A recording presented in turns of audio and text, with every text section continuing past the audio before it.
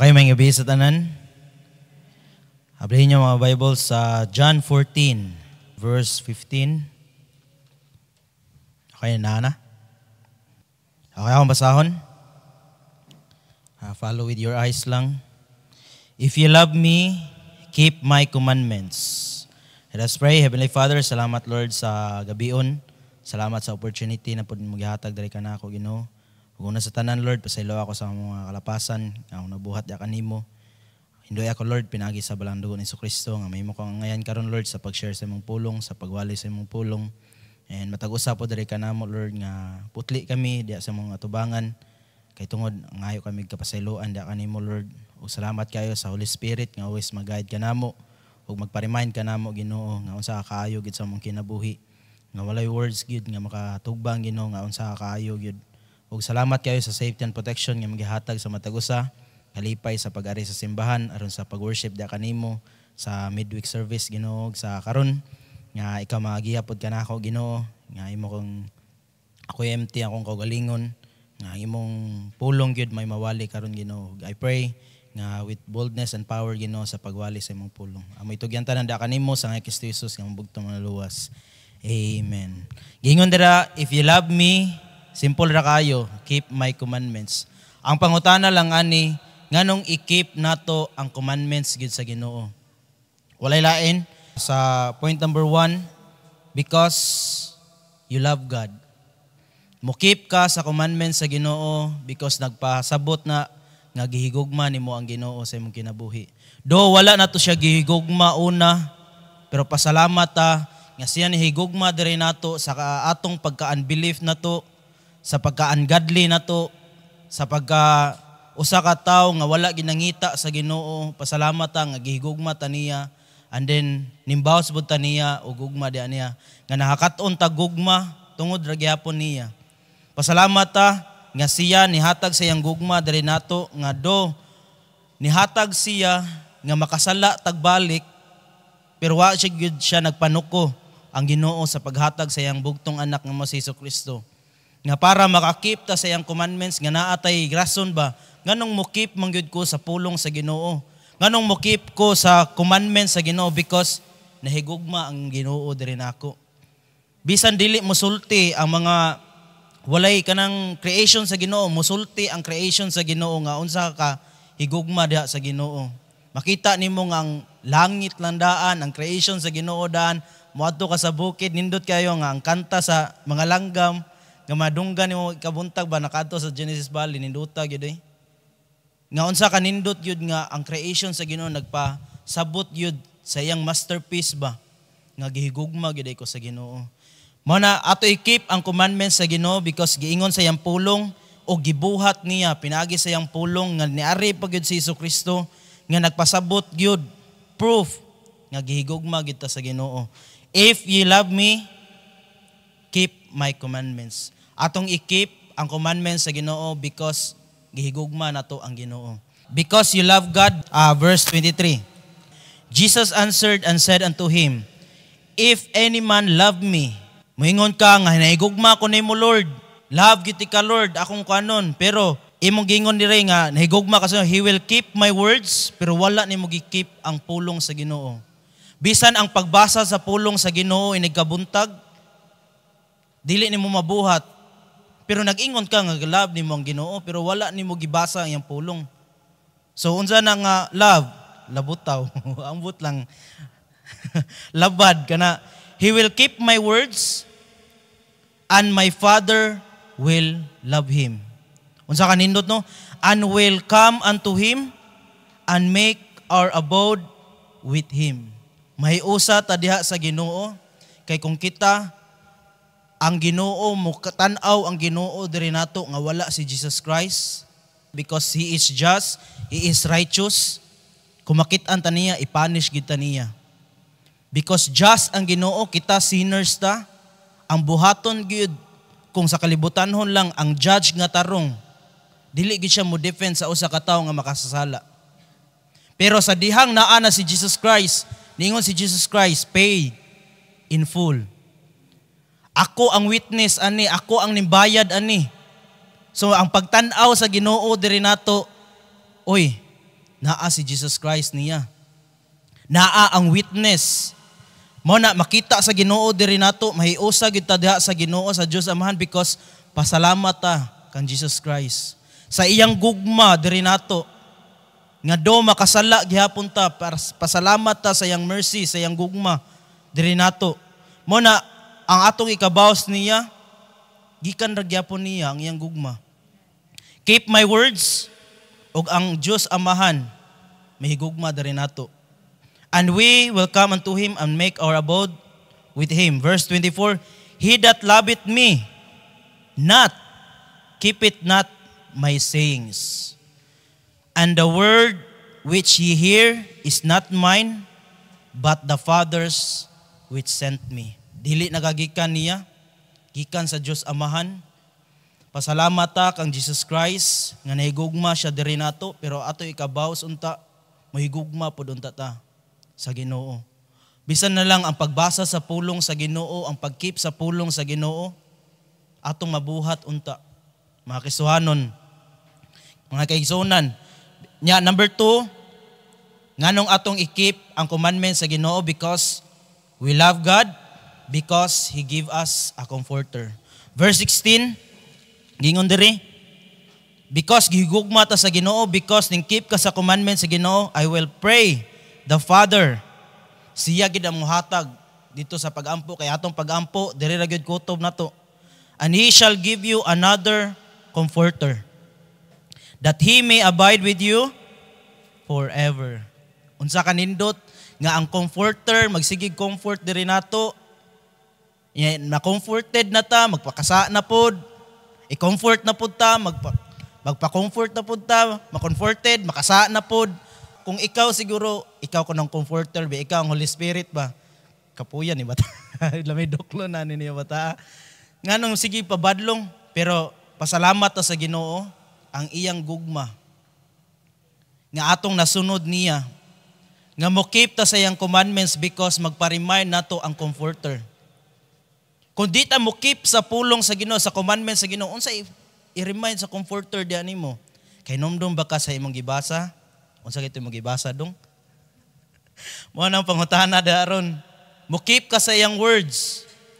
Mo keep ka sa iyang commandments niya, ang comforter. Huguton day sa comforter. Mao ni imong gibasa ganiyay. Mao na rason nganong kana imong gibasa karong adlaw. Mao ni rason kay tungod naa kay opportunity, mga challenges sa imong kinabuhi nga mo-grow ka. Matintal na unta ka, pero giremindan ka sa comforter because nag-keep ka sa iyang pulong, nag-keep ka sa commandments sa Ginoo, because nahigugma ka sa Ginoo, iyang gipa-remind diha nimo.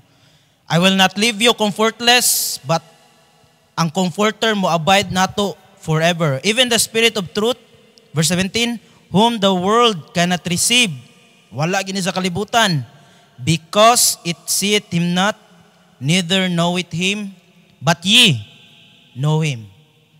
Nakailab na ba ka ha? So give without yun, for he dwelleth with you, and shall be in you. Unsa kanindot, nga gihatag sa Ginoo, because nahigugma siya diri nato, iyatang hatagan og comforter. Salamat ta. Yet, a little while, and the world seeth me no more, because wala na si Jesus Christ. But ye see me, because I live, ye shall live also. Wa ko nagpabilin sa lubnganan. Gipilo bagay ito na ako, ang akong kuanan dito. Akong gihigdaan. And that day ye shall know that I am in my Father, and ye in me, and I in you. Ninduta nga promise, no? Because sa iyang gugma, gibiyaan ta niya diri, pero wa ta niya biyae nga magtanga lang. Kundi gibiyaan ta niya nga naay comforter, nga sa dihang na ang comforter diri nato, naapod siya nato. Pasalamat ana nga magpa-remind nato, mo comfort nato. Verse 21, he that hath my commandments and keepeth them. Kung ikaw mo keep ka sa commandments sa Ginoo, he it is that loveth me. Kung wa ka nagbasa sa pulong sa Ginoo, wala ka nahigugma sa Ginoo. Simple. And he that loveth me shall be loved of my Father. And I will love him and will manifest myself to him. Magsigi tag-ingon nga nagkeep ko sa pulong sa Ginoo, nahigugma ko sa Ginoo, pero wala ning manifest. Wala sa imong batasan. Dili makita sa imong naong, nga luwas ka. Sa imong binuhatan, dili gid makita si Kristo. Walay resulta sa imong kinabuhi. Sa una, mamakak o gamay karon mamakak na kog dako. Agoy, wa ka nahigugma sa Ginoo. Wala nagmanifest ang Ginoo diha nimo sa imong kinabuhi. So to tell you mga kaigsuonan or kamiguhan, unsa ba? Wala ka nahigugma sa Ginoo. Ang imo ng baba may nahigugma, pero ang imong kasing-kasing wala si Kristo sa imong kasing-kasing. Wala ang comforter diha. Verse 26, but a comforter, which is the Holy Ghost, whom the Father will send in my name, he shall teach you all things, unsa kanindot nga giingon sa Ginoo, and bring all things to your remembrance, whatsoever I have said unto you. Uy, nakalimot man ko, simba dayron. Nakalimot man ko nga mubasa dag pulong sa Ginoo every morning di ay. Mo share gid sa pulong sa Ginoo day, nakalimot man ko. Ningon diri ang pulong sa Ginoo, ang comforter dili kalimtanon. Ang comforter magpahinumdom sa mga butang nga naa nimo. Nga imong gihigugma. Dili gid siya moingon nga wa nimo diha. Lisod kayo nga imong buhaton ang usa ka butang nga wa ka kabalo. Ang comforter is muhatag siya, magpa-remind siya nimo because nakabalo ka, nakalimot lang jud ka. Ayaw pagingon nga nakalimot ka nga naay simbaron wasin, wala gid nimo gi-prioritize. Ang pag-ari sa simbahan, ang pagbasa sa pulong sa Ginoo, ang pag-keep sa commandments sa Ginoo. So, I hope naa na tay comforter. Keep my commandments because, number 3, because He will give you peace. Ang kalibutan, dili kahatag og kalinaw. Ang kalinaw, dili gid makita dito sa kalibutan. Verse 27, peace I leave with you because ang comforter naa na nimo. My peace I give unto you, not as the world giveth. Give I unto you, let not your heart be troubled, neither let it be afraid. Pero kita, walay bugas. Wala na longgaguno na. Wala na lutuon. Peace I give unto you. Dili confusion. Dili mo hatag ang Ginoo og kahadlok diri nato. Sa gamay lang nga butang, ginagmay nga panginahanglan, ato na ikapuli dayon ang pagtuo nato diha sa Ginoo. Mao siguro dili ka comfort ang Holy Ghost diri nato because cares of this world mas gipalabi nato sa atong kinabuhi. Mas ma-reminded ta sa mga butang aning kalibutan na because maoy naa sa atong kasing-kasing. Dili ang pulong sa Ginoo nga niingon ang pulong sa Ginoo, but seek ye first the kingdom of God and His righteousness, and all these things shall be added unto you. I-add na sa Ginoo. Kung atong isik ang Ginoo, labi na gyud ang peace nga ihatag diri sa Ginoo diri nato. Nga dili kahatag ang kalibutan, nga makita ra gyud nato diha sa Ginoo ang kalinaw. 28, ye have heard how I said unto you, I go away and come again unto you. If ye love me, ye would rejoice because I said, I go unto the Father, for my Father is greater than I. Pasalamat ta nga naa natay connection dito sa Father because of Jesus Christ nga nahigugma diri nato.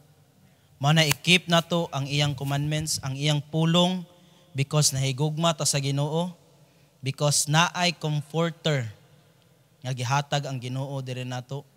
Sa diyang naa ng comforter, ang peace, ang kalinaw nga dili mahatag sa kalibutan. nga sa dihang makaangkon kag mga butang aning kalibutana, ang mga tao kung naay kwarta walay kalinaw.